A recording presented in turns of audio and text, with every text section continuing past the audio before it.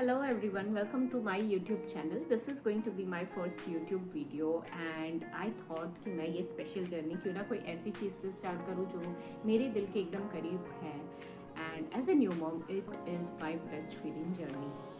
So मैं यहाँ पे मैंने as a new mom कुछ challenges जो face की थी with my breastfeeding and also how I overcame those challenges और कुछ tips सब कुछ मैं आप लोगों के साथ शेयर करना चाहती हूँ for all the new moms जो शायद मेरे जैसे अगर वही प्रॉब्लम्स फेस कर रहे हैं तो वो रिलेट कर पाए and I hope it will be helpful for you. तो सबसे पहले मेरा हुआ था C section. So it wasn't that easy one कि मतलब स्टार्टिंग में जब बेबी आपको दिया जाता है and you don't even know how to handle the baby and plus with all the stitches and everything.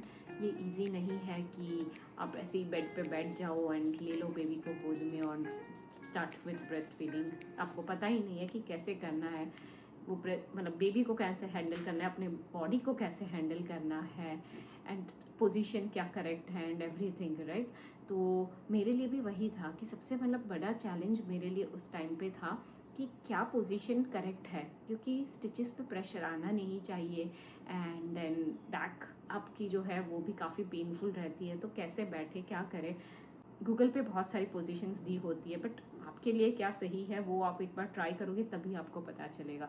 तो मैंने भी स्टार्ट किया था क्रेडल पोजीशन से पहले कि वो बेसिक एक सबसे इजी पोजीशन है तो let's start with that. But वो मेरे लिए कंफर्टेबल नहीं था एंड जब आप कंफर्टेबल अगर नहीं हो कोई पोजीशन में तो आपका बेबी भी नहीं होगा वो पोजीशन में comfortable. So I started researching on a few other positions and मेरे लिए सबसे कंफर्टेबल रहा था क्रॉस क्रेडल पोजीशन. तो मैंने वही स्टार्ट किया एंड वही प्रैक्टिस करना चालू किया अपने बेबी के साथ एंड स्लोली हम दोनों कंफर्टेबल हो गए थे. And second important thing is कि please do use feeding pillow क्योंकि वो बैक पे प्रेशर आपका जो आता है विदाउट द पिलो आपकी बैक काफ़ी हर्ट करने लगती है. तो प्लीज़ मेक श्योर कि आप फीडिंग पिलो यूज़ करो तो आपका प्रोसेस काफ़ी ईजी रहेगा उससे. एंड ऑल्सो मैंने दूसरा मतलब मेरे लिए जो प्रॉब्लम था वो था लो मिल्क सप्लाई कि मतलब मेरा बॉडी इनफ मिल्क नहीं प्रोड्यूस कर पा रहा था जितना बेबी को चाहिए था. तो वो भी मेरे लिए काफ़ी डिसहार्टनिंग था. मैंने कुछ चीज़ें स्टार्ट की फॉलो करना जो कि मेरे डॉक्टर ने मुझे बोला था एंड सबसे पहले उसमें सब बोलते हैं कि स्किन टू स्किन कॉन्टैक्ट. तो अपने बेबी को बने उतना अपने बॉडी से क्लोज रखो and even if your body doesn't produce enough milk still अपने बेबी को ब्रेस्ट फीड कराओ every 2 hours so that your body gets that signal कि उसको मिल्क प्रोड्यूस करना है. विदाउट गेटिंग दैट सिग्नल आपका बॉडी कंप्लीटली स्टॉप कर देगा फिर धीरे धीरे मिल्क प्रोड्यूस करना. तो सबसे इंपॉर्टेंट वही है कि आप अपने बेबी को फीड कराते रहो और वो सिग्नल बॉडी को भेजते रहो कि your baby needs milk and so it will produce more milk. And दूसरा चीज़ मेरे लिए था हेल्दी डाइट. मतलब मैं सी सेक्शन के बाद काफ़ी मैंने हेल्दी खाना खाया है not only for my own recovery but also for my babies health कि मतलब अगर मिल्क बनना स्टार्ट होगा तो वो बेबी तक जाएगा एंड बेबी की हेल्थ अच्छी होगी. तो ये 2 चीज़ तो मैंने कम्प्लीटली ठीक से की थी. But third thing latching.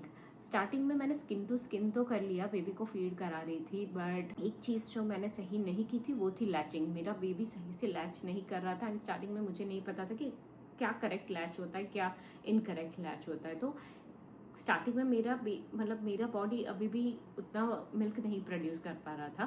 तो मुझे लगा कि मैं सब कुछ सही कर रही हूँ and still my body is not producing enough milk. तो मैंने एक लैक्टेशन एक्सपर्ट को कंसल्ट किया था एंड फिर मुझे पता चला कि ओके सबसे बड़ी गलती मैं जो कर रही हूँ कि मुझे लगा कि बेबी लैच कर रहा है एंड होना चाहिए milk produce but baby correctly latch नहीं कर रहा था. तो उसने मुझे सही टेक्निक सिखाई कि कैसे बेबी को लैच कराना चाहिए and so then only after that your body is going to produce more milk. अगर लैच ही नहीं हुआ सही से तो नहीं होने वाला. तो ये कुछ चीज़ें थी जो मैंने फॉलो की थी to increase my milk supply and फिर काफ़ी धीरे धीरे जर्नी मेरी स्मूथ होने लगी थी. एंड फिर मुझे मतलब रियलाइज़ हुआ कि ओके फाइनली वो टाइम गया कि मैं मतलब सोच रही थी कि ब्रेस्ट फीडिंग इतना डिफ़िकल्ट क्यों है. मतलब it doesn't have to be this difficult right. And मतलब एक हैप्पी मोमेंट को मैंने इतना स्ट्रेसफुल मोमेंट बना दिया था कि मैं खुद मतलब इतनी हैरान थी कि क्यों. एंड जब मैंने रियलाइज़ मतलब किया कि ओके मेरी ये सब गलतियाँ थी, धीरे धीरे मैं सीखती गई as a new mom, I started feeling happy कि ओके चलो finally now I am getting there. It wasn't an easy process for sure, कि काफ़ी ओवरवेलमिंग हो जाता है सब कुछ सीखते सीखते, बट ट्रस्ट मी सीख लोगे। 1 मंथ 2 मंथ्स लगेंगे, बट धीरे धीरे हो जाएगा। तो सब न्यू मॉम्स को मैं वही बोलूँगी कि आप अकेले नहीं हो। Even I can relate to that कि ये सब होगा, बिकॉज हमें कोई गाइड करने वाला नहीं है। स्टेप बाय स्टेप कोई यहाँ पे नहीं है कि ओके अब ये करो अब ये करो। जैसे जैसे जो प्रोसेस है उसमें सीखते जाना है आपको, अपने लिए और अपने बेबी के लिए जो भी कंफर्टेबल है वो करते जाओ। But yeah don't make this process to stressful. एक टाइम पे एक चीज़ सीखो और करते जाओ। एंड ऑल्सो मतलब ये जो बॉन्डिंग टाइम है अपने बेबी के साथ, उसको एक हैप्पी टाइम ही रखो। मैंने मतलब मुझे याद है कि ऑलमोस्ट मैंने गिव अप कर दिया था एक टाइम पे कि नहीं होगा, like no milk, there is no milk production मेरे से, मतलब बेबी को पकड़ा नहीं जा रहा है ठीक से, बेबी को मैं ठीक से मतलब एक पोजीशन जैसे जैसे जो भी आ रही है वो इतनी अनकंफर्टेबल है कि बेबी रो रहा है एक तरफ मैं पेन में हूँ। तो मैंने सोचा कि छोड़ो, फॉर्मूला है, मैं फॉर्मूला ही दूंगी एंड मुझे नहीं कराना है ब्रेस्ट फीड।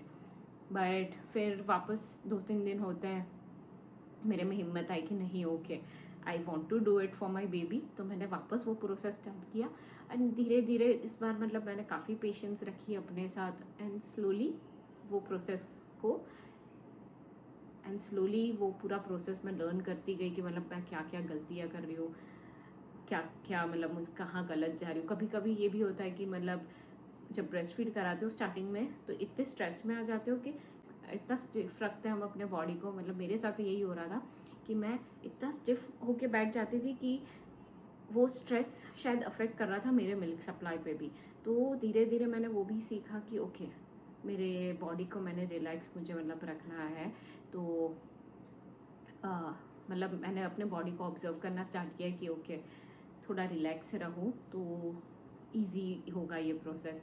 सो यही सब चीज़ें मैंने मतलब धीरे धीरे सीखी अपने जर्नी में से। तो I hope this is helpful for all the new moms and trust me आप अकेले नहीं हो इस जर्नी में।